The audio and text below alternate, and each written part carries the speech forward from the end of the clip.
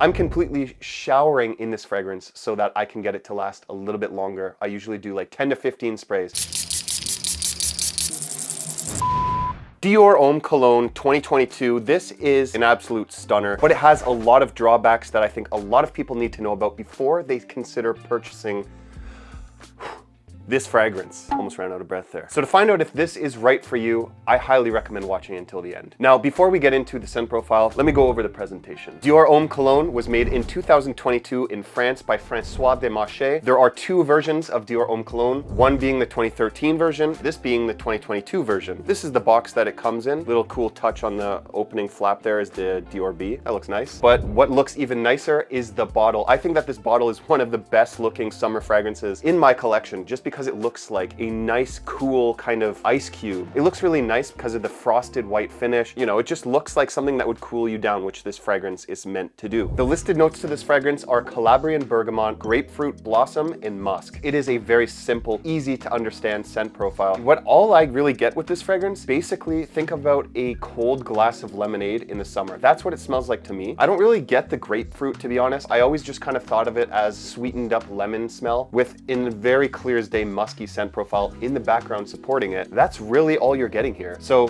best times to wear this fragrance, obviously in the summertime, but really you could wear this anytime. I've worn it on rainy days and I actually liked wearing it because it kind of reminds me of sunnier, warmer, nicer days to come. It's eau de cologne concentration. It's very fresh, it's very light, but there are some major drawbacks, scent profile not being one of them. The first drawback would be the price point. I bought this for around 140 Canadian dollars for a 125 ml bottle. That's not cheap, and that was on a discounter. Honestly, that's the kind of issue with this fragrance that a lot of people are going to struggle with, is because it is eau de cologne concentration. If you are intentionally buying eau de cologne concentration, you cannot expect good performance. You just can't. It's lighter than eau de toilette. It's barely above a Axe body spray in terms of its actual percentage of perfume oil. So if you're going into this fragrance thinking you're going to get a beast mode summer fragrance, you're not going to get that at all. So when you spray this fragrance on, you're getting an initial probably 1 foot plus bubble. It's not very far projecting at all. And that's going to last that way on your skin for around like 30 minutes to an hour before it backs down to a skin scent. When it becomes a skin scent, you're going to get around 3 to 5 hours of that skin scent. A lot of people said do not buy this fragrance because it does not perform. But the thing is like I said earlier, if you're intentionally buying eau de cologne concentration, you need to know what to expect, and that is one of them. It is the major downside of buying lower concentrations of fragrances. But where this fragrance comes in and how I like to wear it the most is as follows. Let's say you are going out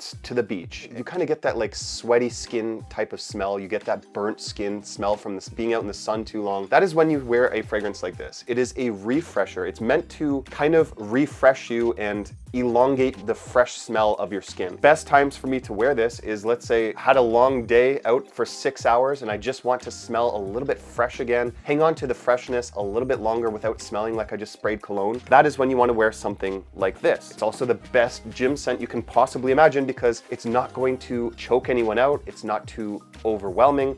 You just smell clean. And the one thing that I noticed about eau de cologne concentration is that it kind of acts as a secondary skin. You're not going to have much projection, but in those kind of sweatier or high heat areas of your body, when you go in and smell it, it just smells nice and refreshing. That's why I like to wear something like this. It's kind of a refreshing way to go about fragrances or stuff like that. The fact that it's able to actually hold on to the scent profile for 3 to 5 hours and give you that uplifting, clean feeling for those 3 to 5 hours is commendable, because most fragrances of this concentration alone will not do that. Most eau de cologne concentrations for me only last 30 minutes and I can't smell them any longer. So they're able to do that quite well. The perfumery to this is very fantastic. It's very smooth. It smells like they used high quality citrus in here. The musk is not overwhelming. It's well blended and balanced. I think that this is a very, very good fragrance, but again, go into it with your expectations not too high, you know? And if anything that I said sounds not too good to you, if you are one that likes performance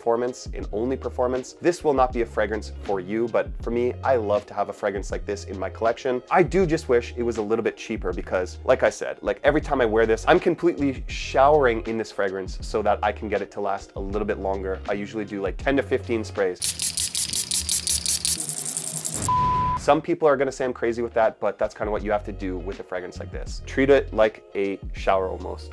Guys, I hope that helps you understand if Dior Homme Cologne 2022 is right for you. It's right for me. It has a purpose in my collection, and that's why I'm gonna give this a 7.5 out of 10, which might shock people considering how much I actually like this fragrance, but it's not anything complex. It's not groundbreaking. The performance is not really there. It's a little bit too expensive. That's why I'm giving it a 7.5 out of 10. Now, the scent profile to itself, if it did have an eau de toilette version or something like that, it might get a little bit higher, but for me, price tag, it's really making this a hard fragrance to recommend, even though I really enjoy it for what it is. Most people are going to be absolutely livid with the type of performance they're gonna get out of this. So match your expectations accordingly. It's a lemonade smelling fragrance to uplift and energize your mood that smells absolutely fantastic, and it can help your summer be that much more enjoyable. So if you like Dior Homme Cologne, if I helped you, please hit that thumbs up button, subscribe, and definitely check out my top fragrances for summer 2025 right here. Thank you so much for watching. I'll see you over there. I absolutely love you.